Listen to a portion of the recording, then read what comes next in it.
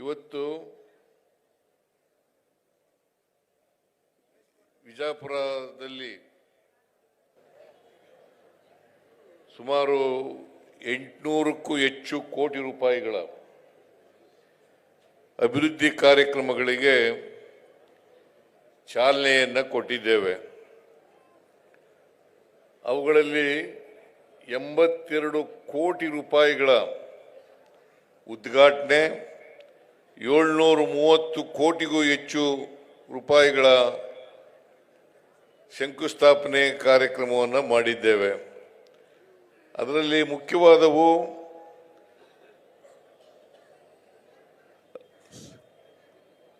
ರಾಣಿ ಚೆನ್ನಮ್ಮ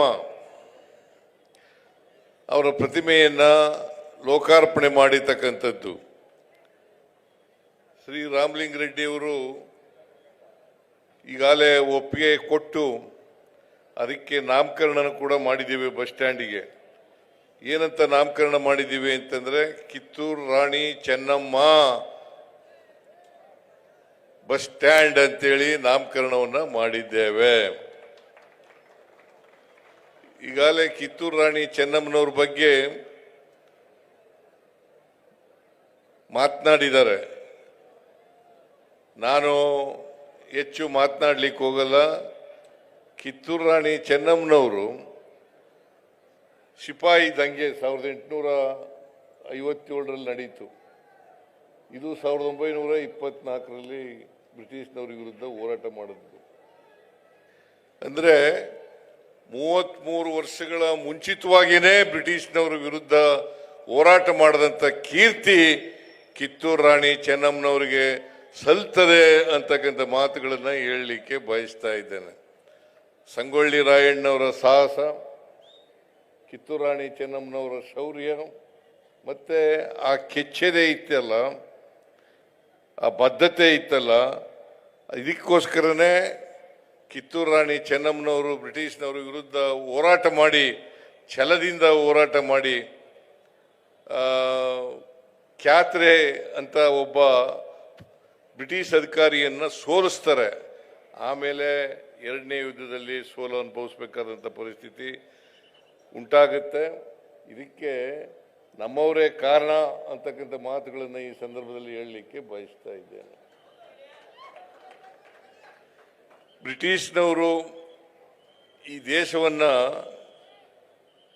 200 ವರ್ಷ ಆಳಬೇಕಾದ್ರೆ ಅವರು ನಮ್ಮವರ ಸಹಾಯದಿಂದಲೇ ಎಲ್ಲ ರಾಜರುಗಳನ್ನು ಕೂಡ ಸೋಲಿಸಿ ಅವರ ಅಧೀನದಲ್ಲಿ ಇಟ್ಕೊಂಡು ಈ ದೇಶವನ್ನು ಆಳ್ತಾರೆ ಅಂತಕ್ಕಂಥದ್ದನ್ನು ನೋಡಲಿಕ್ಕೆ ಸಾಧ್ಯ ಆಗ್ತದೆ.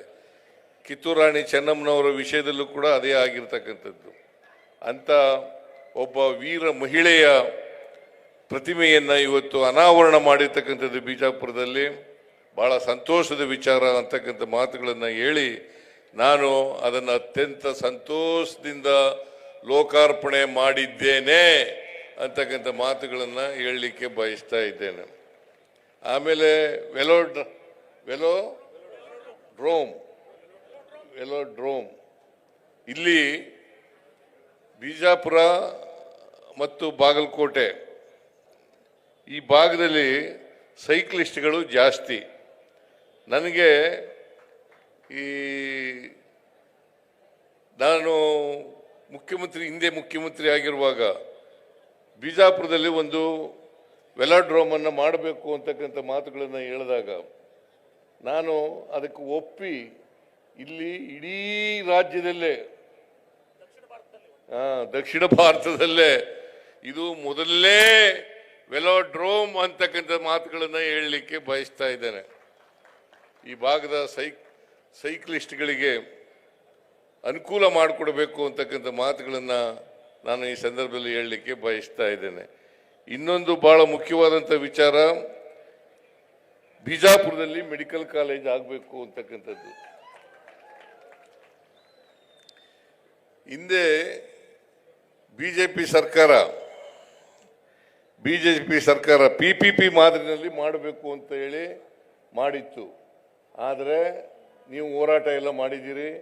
ನನಗೆ MB ಪಾಟೀಲ್ರು ಮತ್ತು ಶಿವಾನಂದ ಪಾಟೀಲ್ರು ಇಬ್ಬರು ಕೂಡ ಮನವಿ ಮಾಡಿದರು, ಇದನ್ನ ಗೌರ್ಮೆಂಟ್ ಕಾಲೇಜ್ ಆಗಿ ಮಾಡಬೇಕು ಅಂತಕ್ಕಂಥ ಮಾತುಗಳನ್ನು ಹೇಳಿದರು.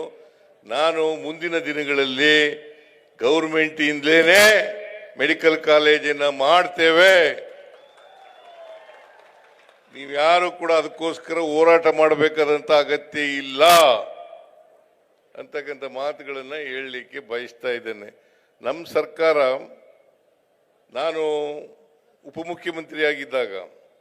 ಮುಖ್ಯಮಂತ್ರಿಯಾಗಿದ್ದಾಗ ಎಲ್ಲ ಜಿಲ್ಲೆಗಳಲ್ಲೂ ಕೂಡ ಒಂದೊಂದು ಮೆಡಿಕಲ್ ಕಾಲೇಜುಗಳನ್ನು ಮಾಡಬೇಕು ಅಂತಕ್ಕಂಥದ್ದು ನಮ್ಮ ಇಚ್ಛೆ.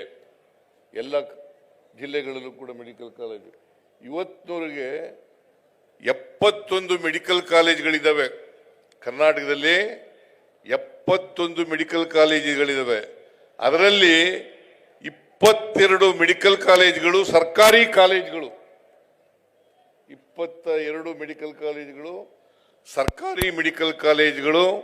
ಉಳಿದ ಜಿಲ್ಲೆಗಳಲ್ಲೂ ಕೂಡ ಯಾವ ಜಿಲ್ಲೆಯಲ್ಲಿ ಇಲ್ಲ ಆ ಜಿಲ್ಲೆಗಳಲ್ಲೂ ಕೂಡ ಸರ್ಕಾರಿ ಮೆಡಿಕಲ್ ಕಾಲೇಜನ್ನು ಮಾಡ್ತೇವೆ.